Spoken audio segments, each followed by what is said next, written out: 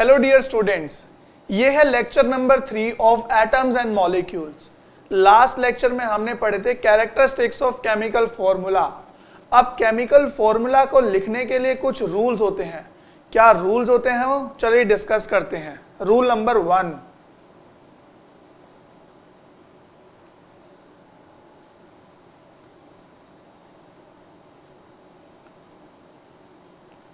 सबसे पहला रूल बोलता है we first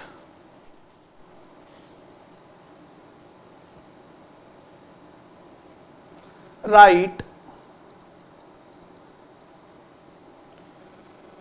symbols of elements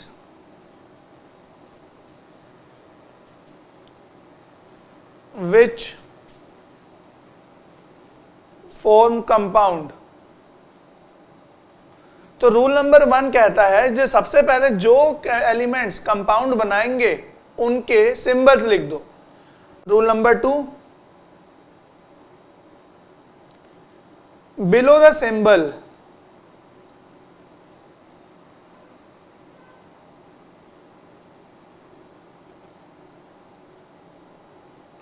of each element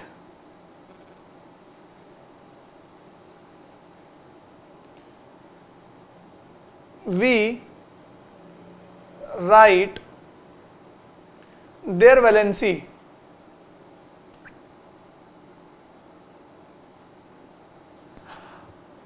तो जो आपने सिंबल्स लिखे हैं उसके नीचे उसी एलिमेंट की वैलेंसी लिख दीजिए। अब सवाल उठता है कि सर ये वैलेंसी क्या होता है? वैलेंसी क्या है? तो किसी भी एक एटम की कंबाइनिंग पावर दूसरे एटम के साथ को कहा जाता है वैलेंसी।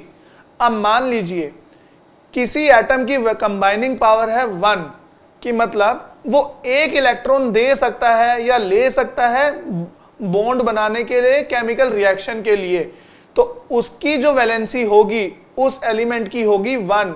अगर ऐसे ही कोई एलिमेंट है जो 2 इलेक्ट्रॉन दे सकता है बॉन्ड बनाने के लिए किसी केमिकल रिएक्शन में, तो उसकी वैलेंसी हो जाएगी 2। तो वैलेंसी होती है ऐसे। अब जो भी आपने सिंबल्स लिखे हैं उसके नीचे लिख दीजिए वैलेंसी। अगर वैलेंसी नहीं गिवन तो जो भी, अगर मान लीजिए सिंबल की जगह हमारे पास कोई आयन है तो आयन के ऊपर जो भी चार्ज प्रेजेंट है वो लिखना है नंबर नीचे। अभी हम एग्जांपल्स देखेंगे, अच्छे से क्लियर हो जाएंगी ये बातें। Rule number 3, now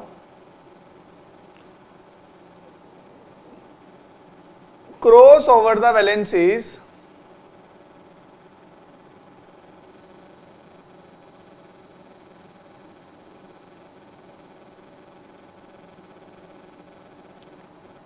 of the combining atom।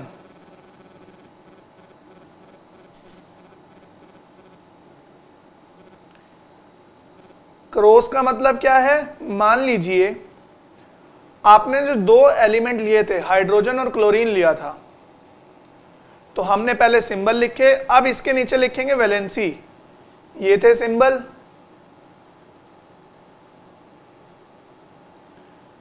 उसके नीचे लिखेंगे वैलेंसी। हाइड्रोजन की वैलेंसी होती है 1, क्लोरीन की वैलेंसी भी होती है 1। तो अब एक ऐसा क्रॉस लगाइए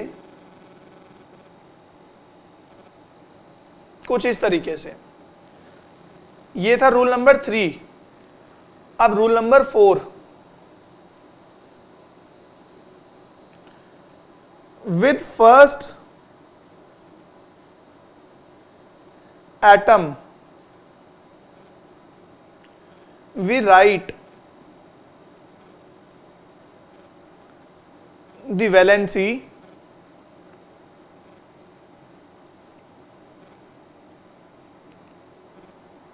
of second atom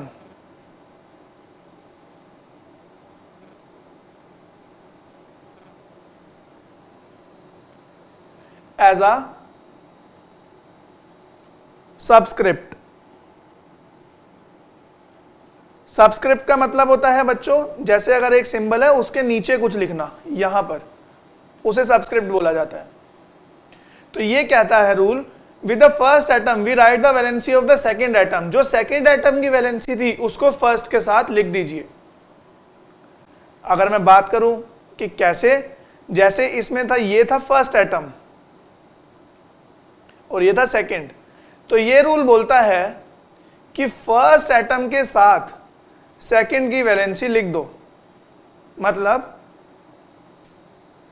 H1 कुछ इस तरीके से। Rule number 5, with second atom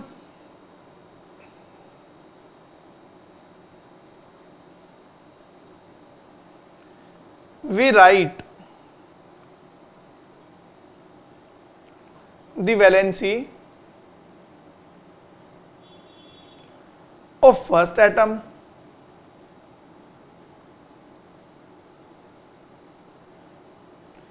और फिर से एज अ सबस्क्रिप्ट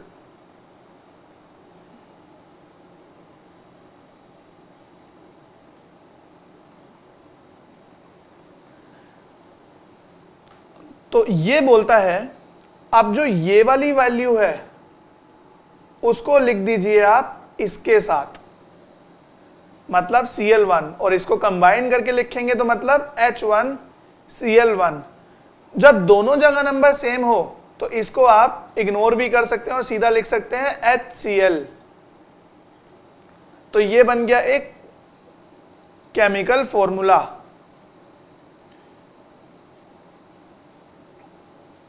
तो चलिए अब एग्जाम्पल के थ्रू अच्छे से इसे समझते हैं।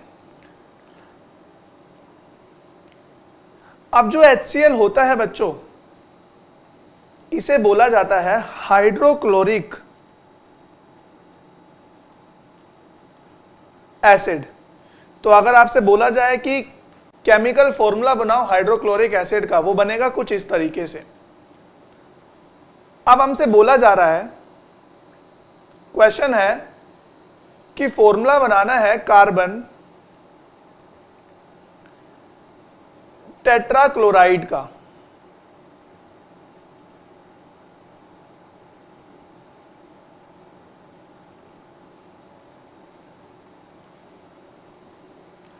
अब टेट्रा का मतलब होता है 4। तो हमें जो यहां पर सिंबल चाहिए, हमें कौन से एटम्स के सिंबल लिखने पड़ेंगे। तो एक है क्लोरीन, एक है कार्बन और एक है क्लोरीन। तो कार्बन का सबसे पहले हम लिखेंगे सिंबल्स। तो एक सिंबल है कार्बन, एक है क्लोरीन, हमने लिख दिया। उसके बाद हम लिखेंगे वैलेंसी। कार्बन की वैलेंसी होती है बच्चों 4 और क्लोरीन की वैलेंसी होती है 1। अब हम लगाएंगे एक क्रॉस। तो पहले एलिमेंट के साथ दूसरे एलिमेंट की वैलेंसी और दूसरे एलिमेंट के साथ पहले एलिमेंट की वैलेंसी। जब 1 को लिखो ना लिखो एक ही बात है। तो ये जो कंपाउंड बना कार्बन क्लोराइड, कार्बन टेट्राक्लोराइड का केमिकल फॉर्मूला हुआ CCl4।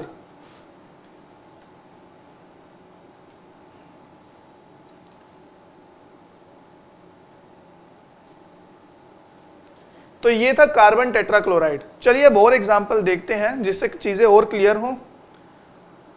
अब हम केमिकल फॉर्मूला बनाने जा रहे हैं मैग्नीशियम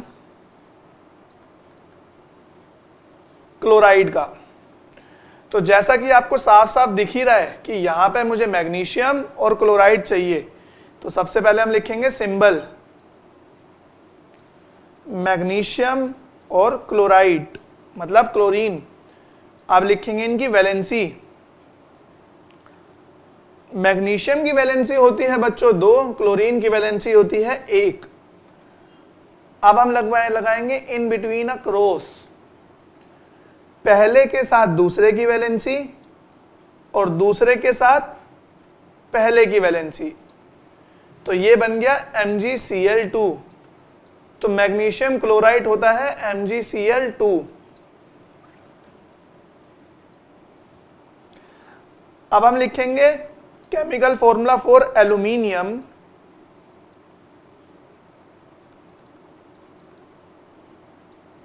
ऑक्साइड।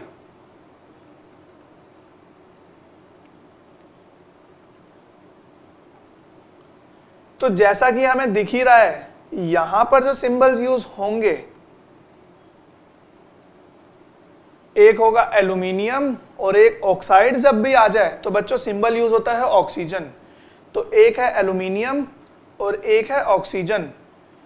और अगर बात करें वैलेंसी की, तो एल्यूमिनियम की वैलेंसी होती है 3, ऑक्सीजन की वैलेंसी होती है 2। अब फिर से इन बिटवीन क्रॉस, पहले एलिमेंट के साथ दूसरे की वैलेंसी, दूसरे के साथ पहले की। तो एल्यूमिनियम क्लोरा ऑक्साइड बन गया Al2O3।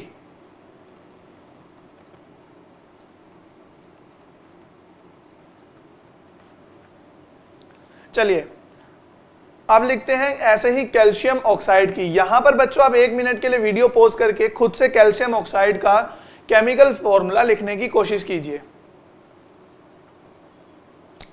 तो कैल्शियम ऑक्साइड, कैल्शियम ऑक्साइड, तो यहां पर सिंबल्स यूज होंगे कैल्शियम और ऑक्सीजन के। कैल्शियम के लिए Ca, ऑक्साइड के लिए O। कैल्शियम की जो वैलेंसी होती है वो होती है +2, ऑक्सीजन के लिए भी 2। तो अब इन बिटवीन अ क्रॉस, पहले एलिमेंट के साथ दूसरे की वैलेंसी, दूसरे के साथ पहले की। अब यहां पर एक चीज ध्यान देने वाली है, या तो आप लिखिए कैल्शियम ऑक्साइड को Ca2O2 तो भी ठीक है, पर अगर दोनों जगह, दोनों सबस्क्रिप्ट में नंबर अगर कॉमन हो तो आप इसको इग्नोर भी कर सकते हैं और इसको कुछ इस तरीके से लिख सकते हैं, CaO सिंपली। 2 को आप रिमूव कर सकते हैं, पर वो कब होगा? जब दोनों सेम होंगे, कॉमन नंबर होगा सबस्क्रिप्ट में। तो ये था कैल्शियम ऑक्साइड का फॉर्मूला। एक और डिस्कस कर लेते हैं हम, हाइड्रोजन सल्फाइड का।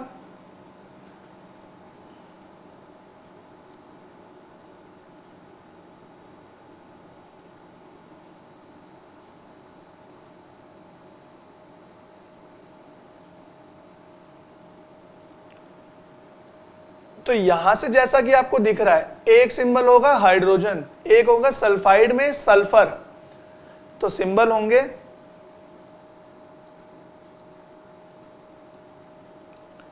हाइड्रोजन, सल्फर के लिए सिंबल होता है S। तो हाइड्रोजन की वैलेंसी होती है और सल्फर की 2। जितनी भी वैलेंसी मैंने यहां पर लिखी है, इन वैलेंसी को बच्चों आप याद कर लीजिएगा, क्योंकि ये केमिकल फॉर्मूलाज हैं जो पेपर में जनरली पूछे जाते हैं। अब इसके बाद हम इन बिटवीन अ क्रॉस, पहले एलिमेंट के साथ दूसरे की वैलेंसी और दूसरे के साथ पहले की, या फिर 1 को क्योंकि मैं इग्नोर भी कर सकता हूं तो H2S। तो ये हो गया hydrogen sulphide.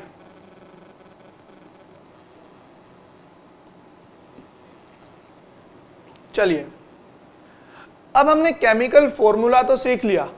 Chemical formula basically जो ये बना है, ये एक मॉलिक्यूल ही तो बना है with the combination of 2 different atoms, एक हाइड्रोजन और एक सल्फर। अब इसका मास निकालना हो तो मैं कैसे निकालूंगा? तो जैसा कि आप एटॉमिक मास में देखते थे, एटॉमिक मास डिफाइंड होता था कि ऑक्सीजन का एटॉमिक मास है 16U, नाइट्रोजन का एटॉमिक मास है 14U। पर अगर मुझे मॉलिक्यूलर मास निकालना है तो मैं कैसे निकालूंगा? चलिए देखते हैं मॉलिक्यूलर मास क्या होता है और कैसे उसे निकाला जाता है।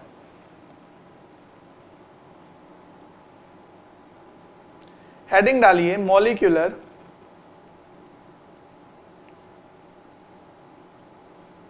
मास।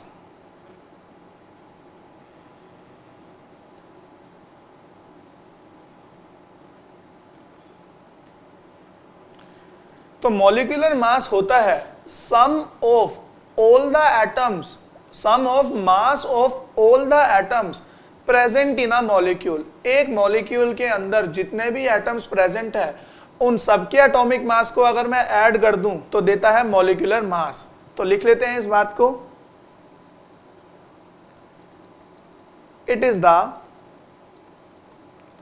सम of all the atoms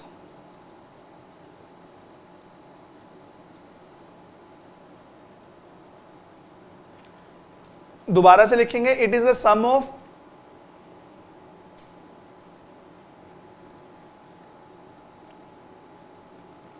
atomic mass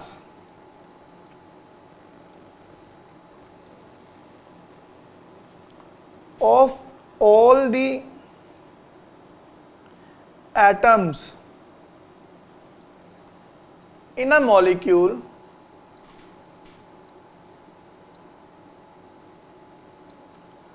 of that substance। अगर मैं बात करूं एग्जाम्पल की,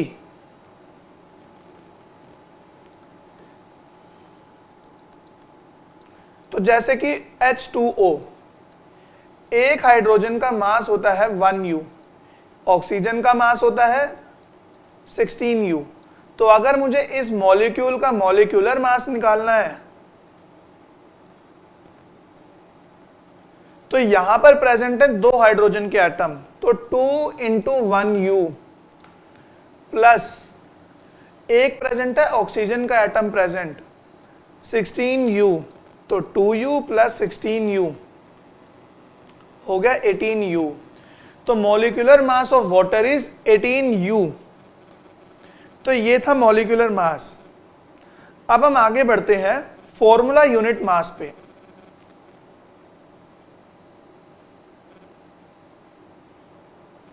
हेडिंग डालिए फॉर्मूला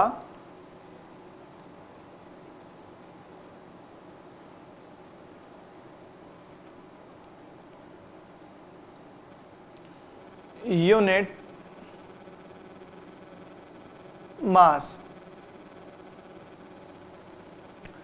अब ये क्या है, फॉर्मूला यूनिट मास और मॉलिक्यूलर मास क्या था? मॉलिक्यूलर मास जैसे कि सारे एटम के एटॉमिक मासेस का सम होता है, फॉर्मूला यूनिट भी बिल्कुल उसी तरह निकाला जाता है। तो जब उसी तरह निकाला जाता है तो क्या डिफरेंस क्या है दोनों में? तो बच्चों इन दोनों में डिफरेंस है। मॉलिक्यूलर मास होता है जब सारे एटम्स प्रेजेंट हो, फॉर्मूला यूनिट बोला जाएगा जब उस कंपाउंड के अंदर या फिर उस फॉर्मूले के अंदर कोई आयन प्रेजेंट हो। जब भी आयन प्रेजेंट होगा किसी भी कंपाउंड के अंदर उसको बोला जाएगा formula unit mass.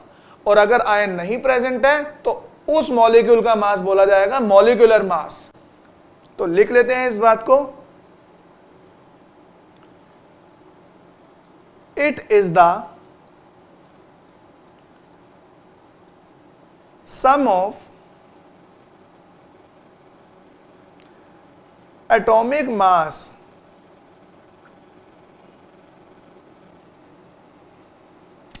Of ions and atoms present in formula for a compound।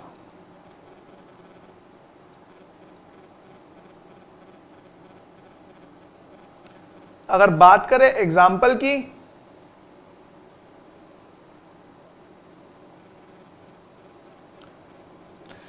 तो क्योंकि फॉर्मूला यूनिट मास जब कैलकुलेट होता है जब कंपाउंड के अंदर आयंस प्रेजेंट हो, तो चलिए एक ऐसा कंपाउंड देख लेते हैं जिसके अंदर आयंस प्रेजेंट होते हैं। तो इसका सबसे सिंपल एग्जांपल है NaCl, जिसके अंदर 2 आयन होते हैं Na प्लस और Cl माइनस।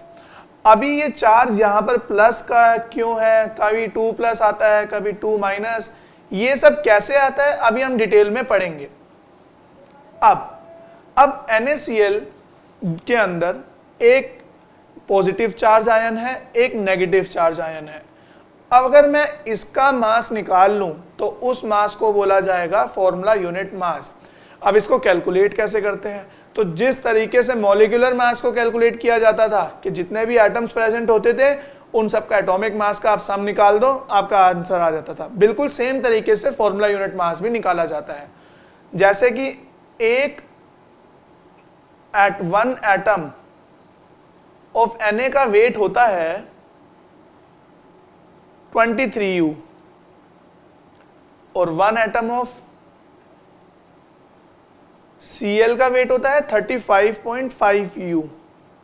तो इस कंपाउंड के अंदर एक ही एटम Na का प्रेजेंट है, एक ही एटम क्लोरीन का प्रेजेंट है। तो फॉर्मूला यूनिट मास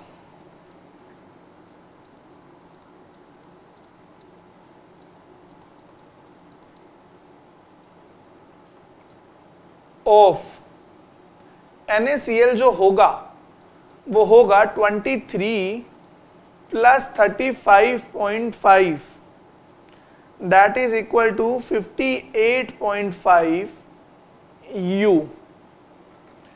ये होता है फॉर्मूला यूनिट मास। तो चलिए बच्चों अब अपने नेक्स्ट टॉपिक पे बढ़ते हैं। हम काफी देर से आयंस आयंस आयंस का डिस्कशन कर रहे हैं, तो चलिए देखते हैं आयंस बेसिकली क्या होते हैं, कितने तरह के होते हैं, सब स्टडी अब हम करेंगे।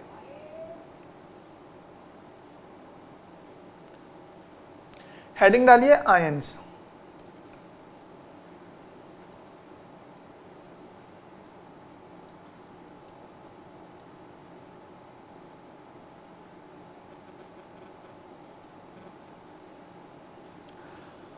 तो आयंस कुछ भी नहीं बच्चों, एटम्स या फिर एटम्स के ग्रुप के ऊपर जब चार्ज आ जाए उनको बोला जाता है आयन। जैसे कि Cl एक आयन, अगर मैं एग्जांपल की बात करूं, Cl जो है एक एटम है और उसके अगर ऊपर माइनस लिखा आ जाए, माइनस का मतलब आगे 1 है, Cl-1, तो ये बन गया एक आयन। या फिर OH माइनस, माइनस जो है पूरे OH के ऊपर है, या फिर SO4 2 माइनस, जो 2 माइनस चार्ज है SO4 के ऊपर है। तो या तो एटम के ऊपर चार्ज आ जाए या फिर ग्रुप ऑफ एटम्स के ऊपर चार्ज आ जाए, उनको बोला जाता है कैटायंस। तो चलिए अब इसकी लिखते हैं हम definition.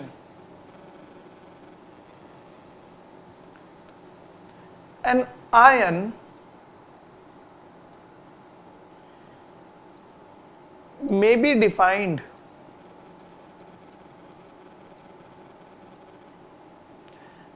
as an atom or group of atoms having positive और नेगेटिव चार्ज।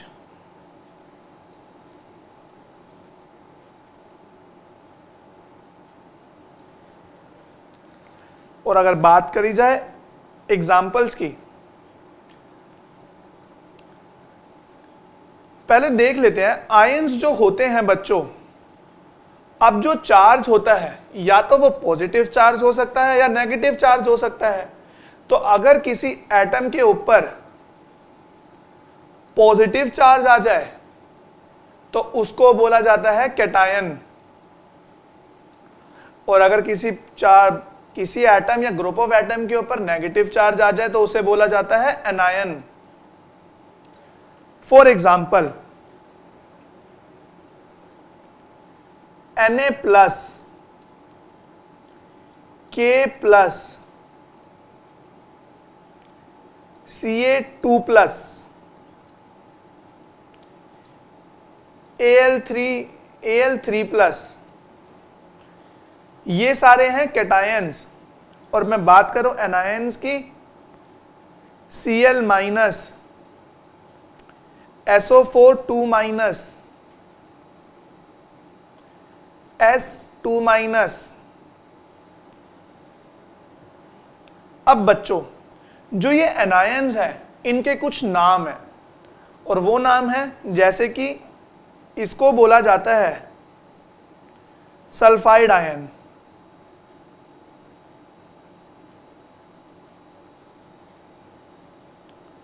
इसको बोला जाता है sulphate ion,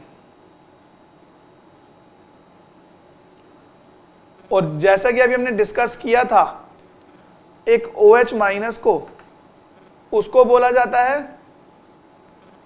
hydroxide ion.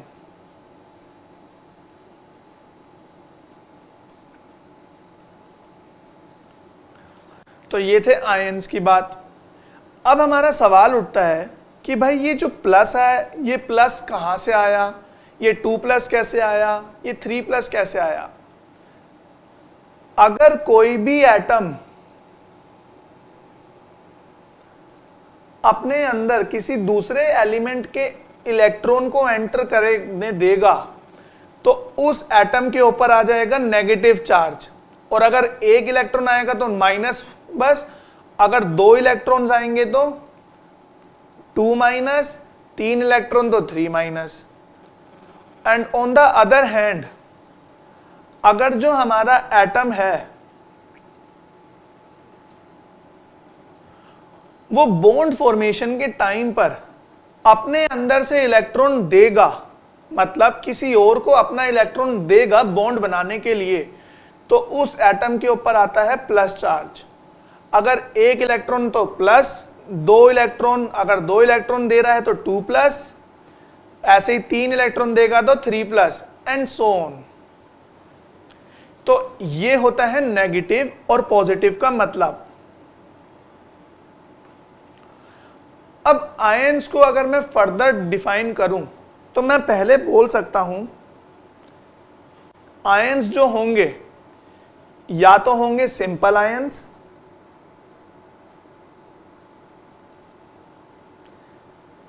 Simple ions से क्या मतलब है कि एक एटम है उसके ऊपर या तो पॉजिटिव या नेगेटिव चार्ज है, जैसे कि फॉर एग्जांपल Mg2+।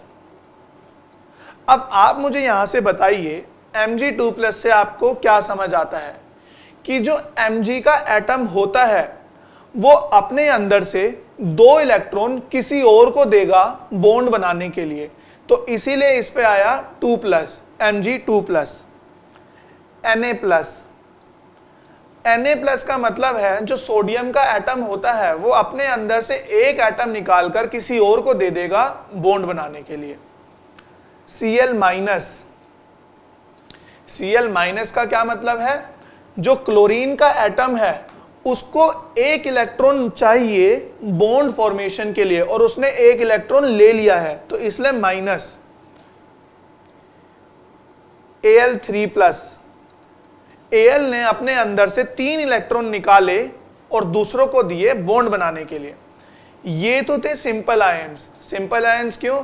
क्योंकि एक ही एटम था, उसके ऊपर चार्ज था। अब आते हैं पॉलीएटॉमिक आयंस या फिर कॉम्प्लेक्स आयन या फिर कंपाउंड आयंस।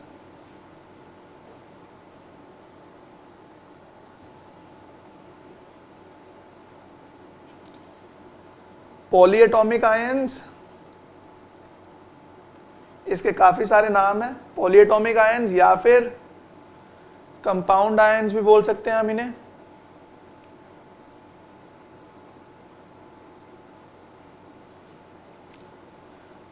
तो जब ग्रुप ऑफ एटम के ऊपर चार्ज हो उसको बोला जाता है पॉलीएटॉमिक आयन, जैसे कि NH4+।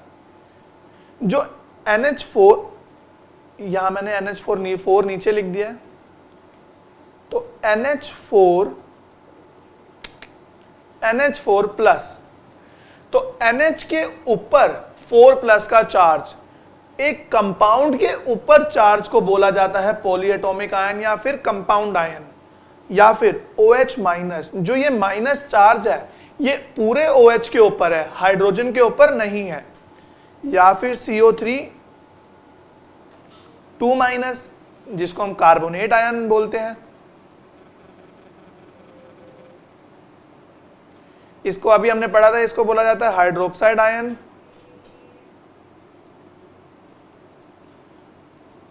NH4 को बोला जाता है अमोनियम आयन।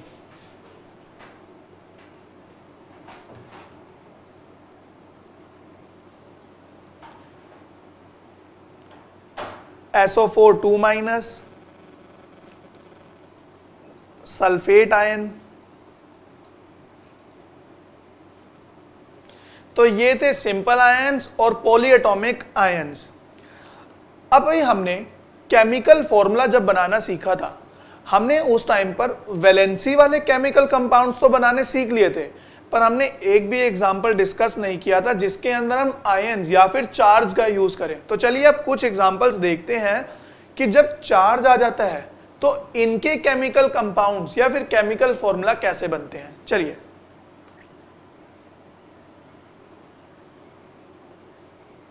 हेडिंग डालिए, केमिकल फॉर्मूला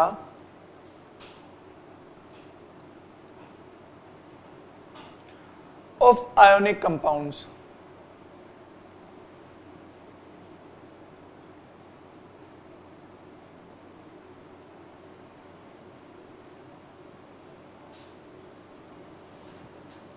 चलिए सबसे पहले बात करेंगे हम सोडियम कार्बोनेट की।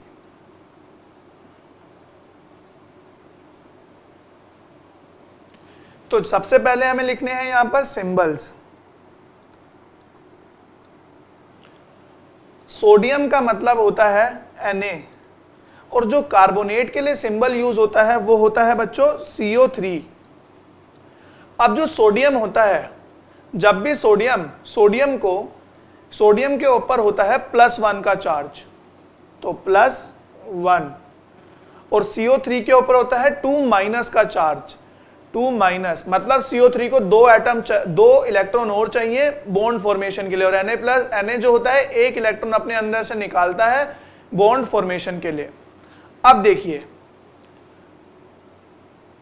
इन बिटवीन एक क्रॉस लगाया। अब ये जो नंबर्स है ये बच्चों चार्ज है, वैलेंसी नहीं है। तो जब भी आयोनिक कंपाउंड्स बनाने होते हैं तो नीचे लिखते हैं हम चार्ज, ना कि वैलेंसी। तो ये कंपाउंड बना Na2CO3 या फिर CO3, तो सोडियम कार्बोनेट बनता है कुछ इस तरीके से। अब इसका मतलब क्या है, अब इसको थोड़ा डीप में जाके समझते हैं। जो CO3 था उसके ऊपर चार्ज था 2- का। 2- का मतलब है कि CO3 को 2 इलेक्ट्रॉन्स चाहिए बॉन्ड बनाने के लिए और स्टेबल होने के लिए, इसको चाहिए 2 इलेक्ट्रॉन्स। अब Na जो हमारा एटम है, Na देता है 1 इलेक्ट्रॉन देता है, पर इसको चाहिए 2 इलेक्ट्रॉन CO3 को। तो मुझे आप बताइए जब CO3 को 2 इलेक्ट्रॉन चाहिए तो कितने Na के एटम्स चाहिए होंगे कि वो 2 इलेक्ट्रॉन दे दें। तो 2 एटम ऐसे चाहिए होंगे जो एक इलेक्ट्रॉन अपना CO3 को दे दे। तो यहां पर फॉर्मूला में साफ दिख भी रहा है, Na के 2 एटम जो कि एक इलेक्ट्रॉन CO3 को देगा, और इस तरह एक आयोनिक कंपाउंड बनेगा।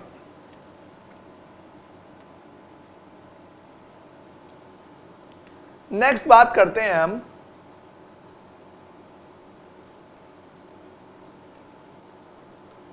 एल्यूमिनियम सल्फेट की।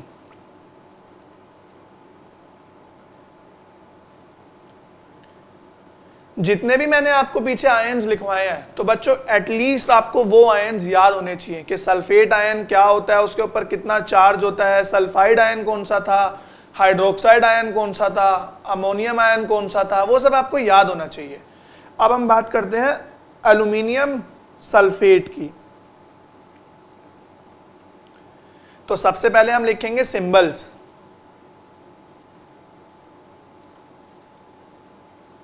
एल्यूमिनियम के लिए हो जाएगा Al, और सल्फेट क्योंकि मुझे पता है SO4 2- होता था सल्फेट आयन, तो सल्फेट और उसके ऊपर चार्ज 2-। और जो एल्यूमिनियम होता है, अब सिंपल सी बात है, जब SO4 जो है उसको 2 इलेक्ट्रॉन चाहिए तो एल्यूमिनियम जो है वो इलेक्ट्रॉन्स देगा। तो एल्यूमिनियम के ऊपर जो चार्ज होता है वो होता है +3। अब देखिए, एक एटम है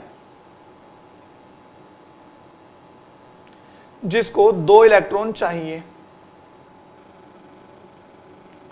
और एक एटम है जो 3 इलेक्ट्रॉन देने के लिए तैयार है, पर वो तीनों इलेक्ट्रॉन एक साथ देगा और इसको 2 इलेक्ट्रॉन चाहिए।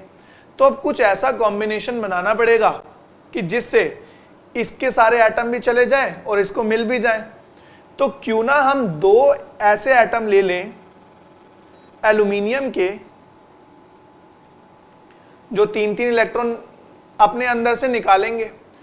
अब इन 2 एल्यूमिनियम के एटम ने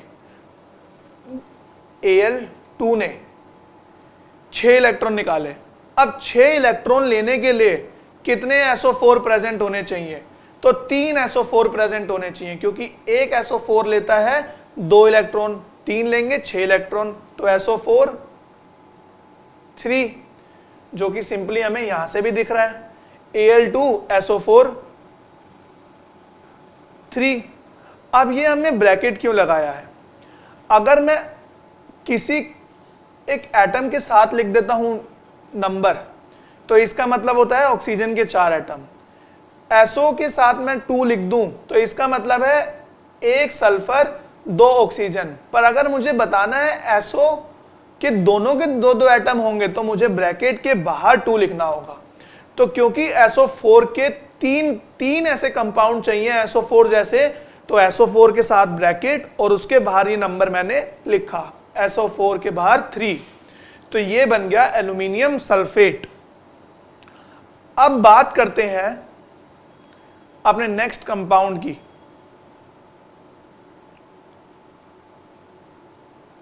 जो कि है मैग्नीशियम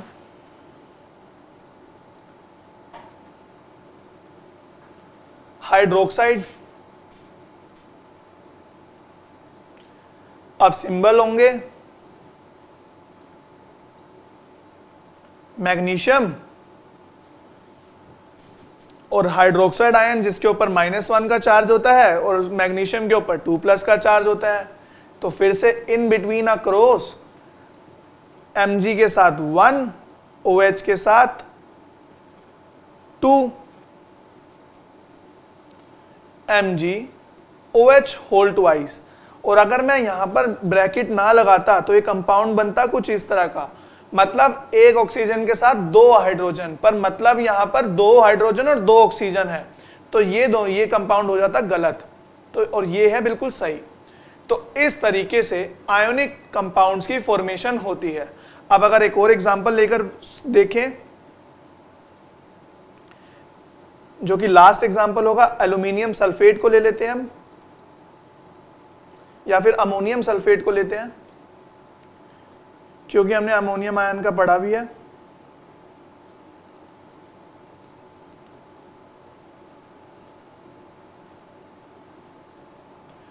तो अमोनियम सिंबल, अमोनियम आयन होता है NH4 +1 SO4 2-, तो ये बन जाएगा NH4 होल ट्वाइस और SO4 × 1, तो इसको हम एज इट इज लिख सकते हैं। तो ये बन गया हमारा अमोनियम आयन।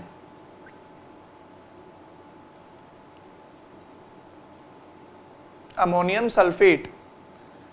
तो इसी के साथ बच्चों आयोनिक कंपाउंड्स की स्टडी खत्म होती है। अब हम अपने नेक्स्ट लेक्चर में मोल कॉन्सेप्ट से स्टार्ट करने जा रहे हैं, जो कि इस चैप्टर का one of the most important topic है। आपके न्यूमेरिकल सारे मोल कॉन्सेप्ट से आते हैं।